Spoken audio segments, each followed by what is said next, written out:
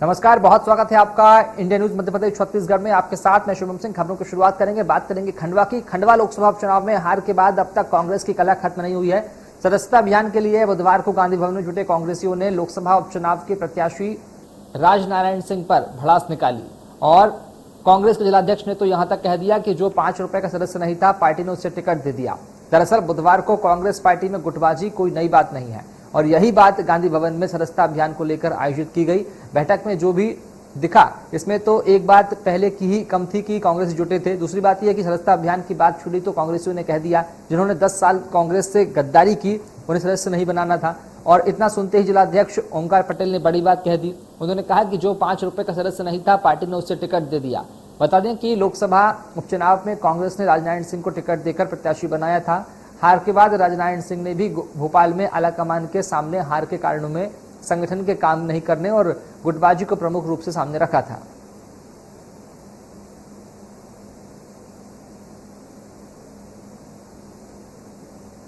तो कांग्रेस प्रत्याशी राजनारायण सिंह पर भड़ास निकाली। उन्होंने कहा कि जो 5 रुपए का सदस्य नहीं था, उसे टिकट दिया। पास जो अभी वर्तमान में जो टिकट दिया गया था, वो मेरे पास जिला कांग्रेस में तो सदस्य नहीं थे। हाँ, प्रदेश ने अगर उनको सदस्य बनाया हो, दिया हो, तो टिकट दिया तो वो अलग बात है। लोकसभा का टिकट दिया हो, आपको मालूम नहीं है कौन लड़ा चुनाव?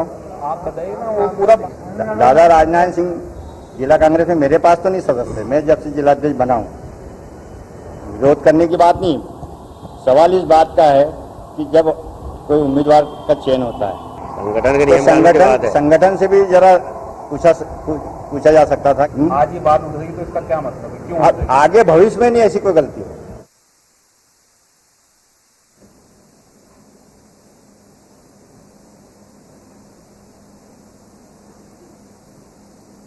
और रुक करेंगे स्वर्गीय अमित जायसवाल का, खंडवा से हमारे साथ फोन लाइन पर लगातार बने हुए। अमित, क्या कुछ जो घटनाक्रम देखने को मिला, आज कांग्रेस की बैठक हुई थी गांधी भवन में, किस तरह से आरोप जो लगे हैं राजनारायण सिंह पर, क्या कुछ कहा गया है जिलाध्यक्ष के द्वारा?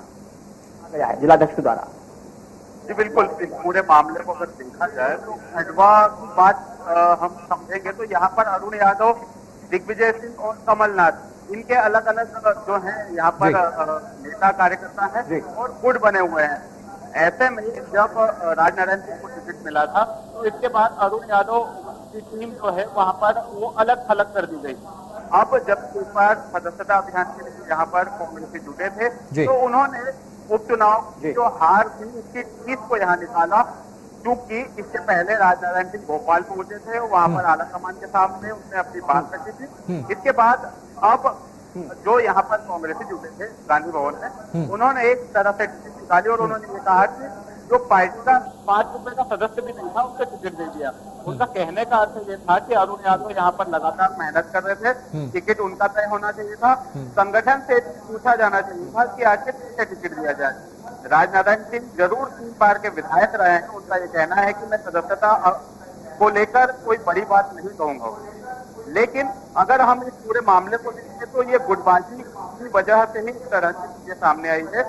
कांग्रेस के अध्यक्ष हो, कांग्रेस के शहर अध्यक्ष हो, उनका ये साफ शब्दों में कहना था कि जो चुनाव हुआ है, उपचुनाव हुआ है, उसमें संगठन को अलग थलग कर दिया गया।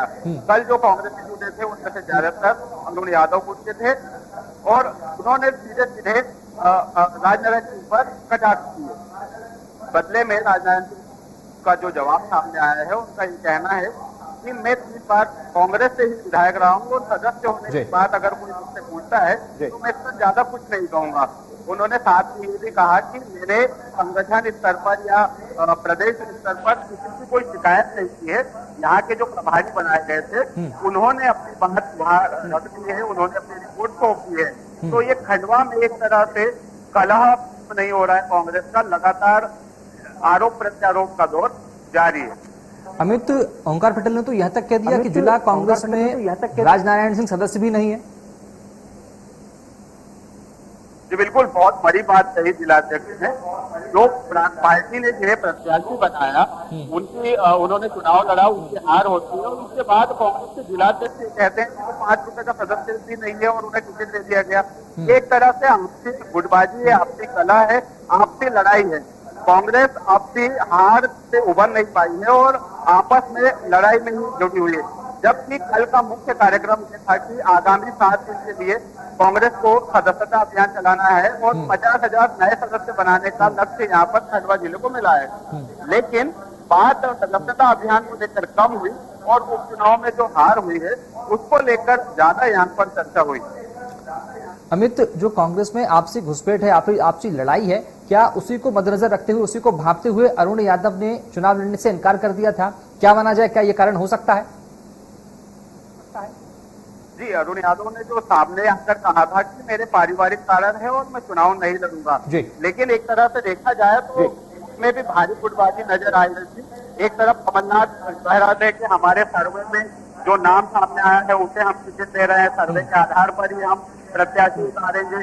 तो इस तरह की जो चीजें थी, एक तरह से कहीं ना कहीं दिग्विजय सिंह, कमलनाथ और ये जो गुट बने हुए हैं उस तरह से अरुण यादव ने अपने आप को इस पूरे उपचुनाव से दूर करने की एक कोशिश की। उन्होंने अपना नाम वापस लिया। हालांकि उन्होंने ये जरूर कहा कि मैं पूरे चुनाव में साथ रहूंगा, लेकिन पारिवारिक कारणों से चुनाव नहीं लड़ पाऊंगा। तो यहाँ पर जो चुनाव हुआ है, भारतीय जनता पार्टी और कांग्रेस के बीच अच्छी टक्कर हुई और कांग्रेस के प्रत्याशी ने इस तरीके से भारतीय जनता पार्टी को कड़ी टक्कर दी।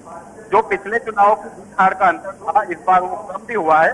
और अब देखा जाए तो एक बार से फिर से कांग्रेस आपसी लड़ाई में जुट गई है।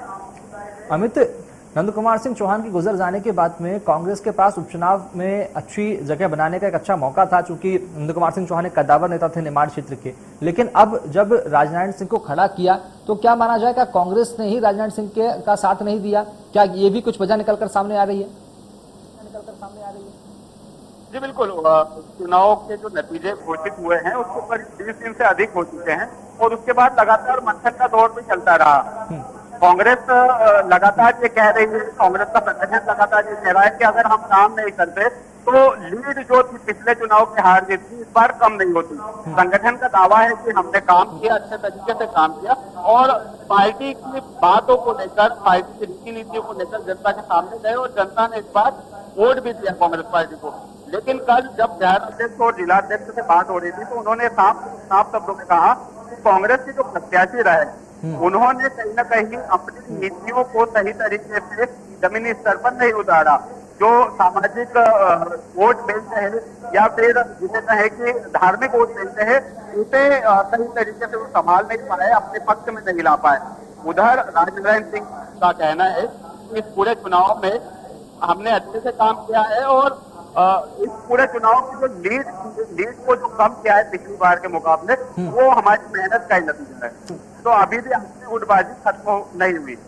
अमित, एक बड़ा प्लस पॉइंट कांग्रेस के पास ये भी था कि नंद कुमार सिंह चौहान एक राजपूत नेता थे, ठीक है, और राजनारायण सिंह भी राजपूत नेता है, लेकिन फिर भी ज्ञानेश्वर पटेल ओबीसी चेहरा राजनारायण सिंह को हार देकर चले गया। ये एक बड़ा नुकसान जो है कांग्रेस को इसमें हुआ है।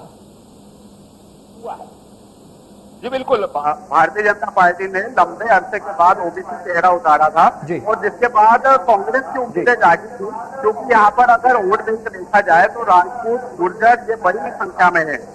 एक समय जब ऐसा आया जब उपचुनाव का जो मतदान था उससे ठीक पहले बलवान के जो विधायक थे कांग्रेस के, वो कांग्रेस का साथ छोड़ देते हैं, भारतीय जनता पार्टी में चले जाते हैं, तो गुर्जर वोटों पर कहीं ना कहीं असर पड़ता है।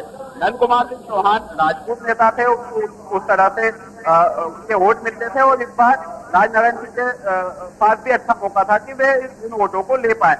कहीं ना कहीं जो लीड कम हुई है भारतीय जनता पार्टी की, ये कहा जा सकता है कि वोट बैंक का साथ ही बड़ा असर पड़ा। ठीक है, बहुत शुक्रिया अमित, खबर को विस्तार से बताने के लिए। मध्य प्रदेश छत्तीसगढ़ की हर खबर सीधे आपके मोबाइल फोन पर, सोशल मीडिया के हर प्लेटफॉर्म पर है। इंडिया न्यूज मध्य प्रदेश छत्तीसगढ़, अभी सब्सक्राइब करें हमारा चैनल और पाएं मध्य प्रदेश छत्तीसगढ़ की पल पल की खबर।